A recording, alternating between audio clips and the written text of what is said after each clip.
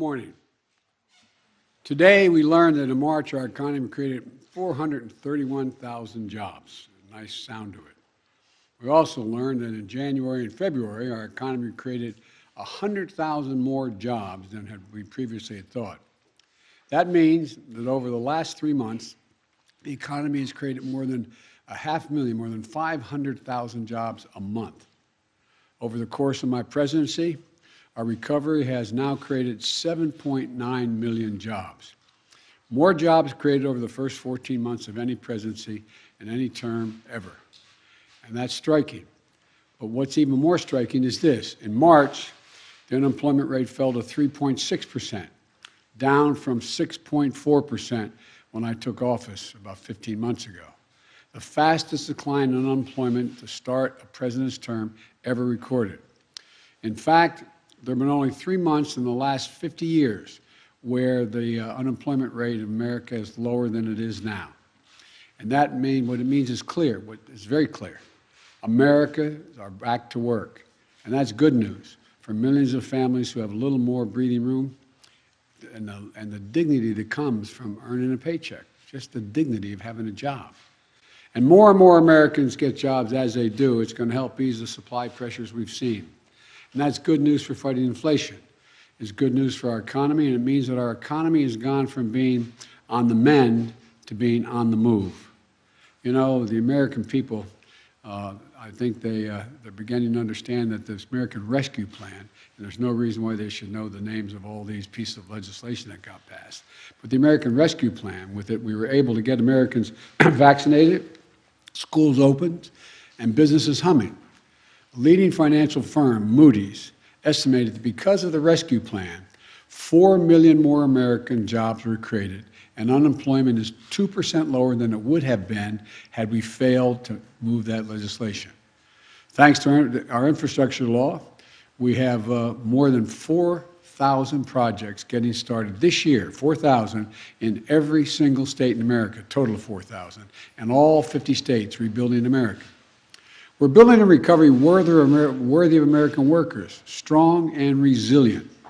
And we're going to be able to overcome the headwinds that it has of Delta, Omicron, and even war in Europe.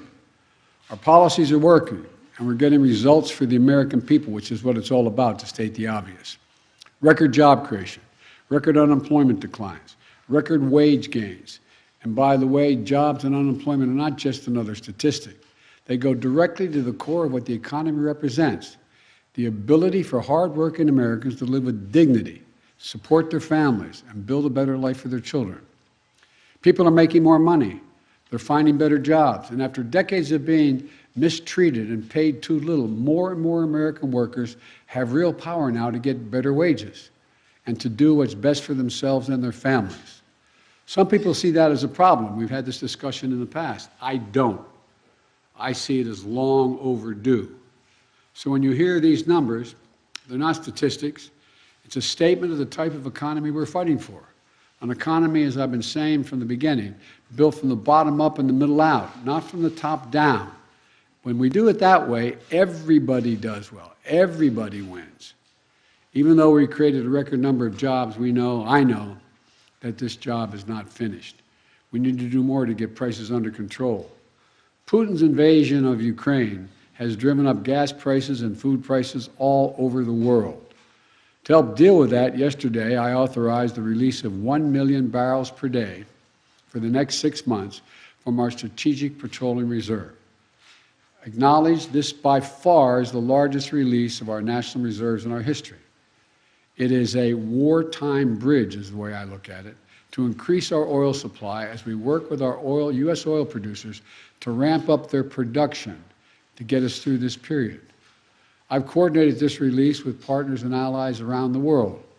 This morning, over 30 countries from across the world convened in an extraordinary meeting and agreed to the release of tens of millions of additional barrels of oil onto the market. Hundreds of hours of meetings with key allies, keeping them together, is paying off. Nations are coming together to deny Putin the ability to weaponize his energy resources against American families, not only American families, but families in Europe and around the world. I've also made it a priority to get America's fiscal house in order. Under my predecessor, the federal budget deficit went up every single year, every year. As I committed when I was running this and I got here, we're going to turn that around. In fact, last year in 2021, we cut the federal deficit by more than $350 billion.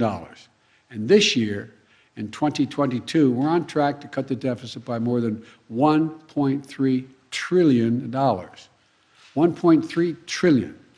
That would be the largest one-year reduction in a deficit in U.S. history. And it's particularly important now as we work to reduce pressures on inflation. That's what happens when you reduce the deficit. So here are the facts. It was the previous administrations whose reckless policies and mismanagement led to the record budget deficits. In my administration, that's getting the deficit under control. In fact, I just released my budget this week, and it shows going forward, we can cut the deficit by another $1 trillion over the next decade, while still making prudent investments in economic growth and climate and other equitable economic decisions. But to do that, we have to be willing to do something previous administrations and Republicans today refuse to do.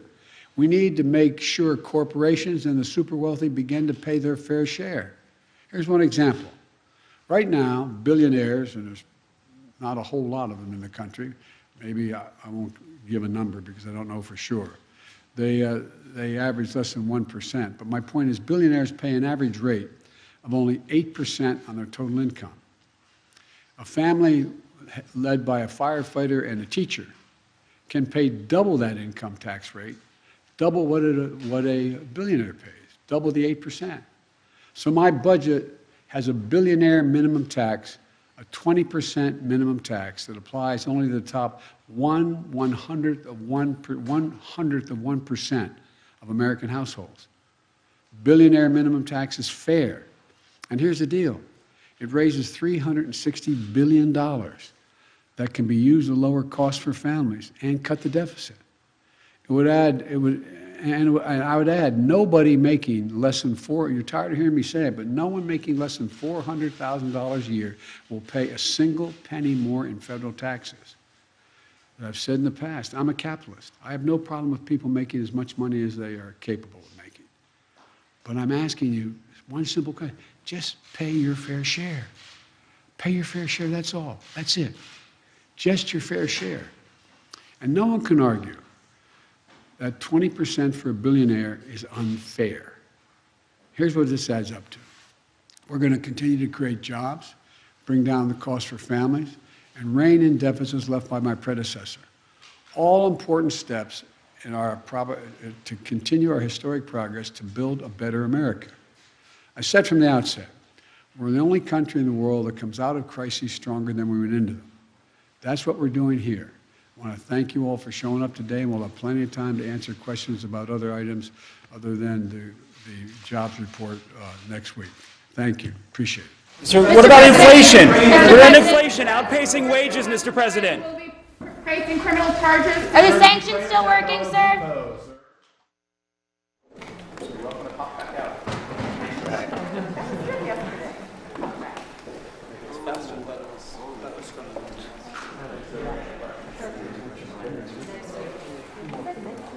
Yeah.